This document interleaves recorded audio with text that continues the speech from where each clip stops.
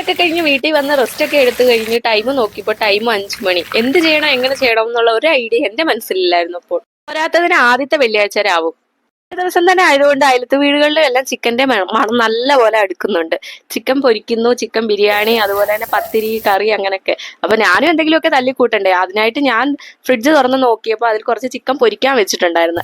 Chicken ഞാനെടുത്ത് പൊരിച്ചതിന് ശേഷം അപ്പോൾ ഞാൻ ഓർത്തെന്ന ഒരു ബിരിയാണി സെറ്റ് ചെയ്താലോ എന്ന്. അല്ലേലും എനിക്ക് പിന്നീടാണല്ലോ ഓർമ്മ വരുന്നത്. അപ്പൊ ഞാൻ പെട്ടെന്ന് തന്നെ കുറച്ച് അരിയൊക്കെ എടുത്ത് വെള്ളത്തിലിട്ട് അത് നന്നായിട്ട് കുക്ക് ചെയ്തെടുത്തു. അതിനുശേഷം ബാക്കി അതിന്റെ മസാലയും കൂട്ടി ചോറ് വെന്ത ശേഷം ചോറ് അതിലേക്ക് വാരി ഇട്ടിട്ടുണ്ട്. ഗൈസ്, ഞാൻ ഒരു സത്യം പറയട്ടെ, ബിരിയാണി കുളമായി. ബിരിയാണി കുളമാവാൻ കാരണം ബിരിയാണീന്റെ അരി നന്നായിട്ട് വെന്തിട്ടുണ്ടായിരുന്നു. അപ്പോഴത്തേക്ക് ഒരു വത്തക്ക എടുത്തിട്ട് നന്നായിട്ട് അരിഞ്ഞ് അതിലേക്ക് പഞ്ചസാര ഇട്ട ശേഷം ഐസ് ക്യൂബും ഇട്ട് വെള്ളം ഒഴിച്ചു കൊടുക്കുന്നുണ്ട്. എന്നിട്ട് അത് ജ്യൂസ് എന്നൊരു പേരുമാക്കി. നമുക്ക് കൊടുക്കാൻ 6 മിനിറ്റും 30 സെക്കൻഡും മുമ്പാകെ ഞാൻ പോയി ഒരു കുളിയൊക്കെ പാസ്സാക്കി വന്നപ്പോഴത്തേക്ക് അത് എല്ലാം എടുത്ത് വെച്ചിട്ടുണ്ട്.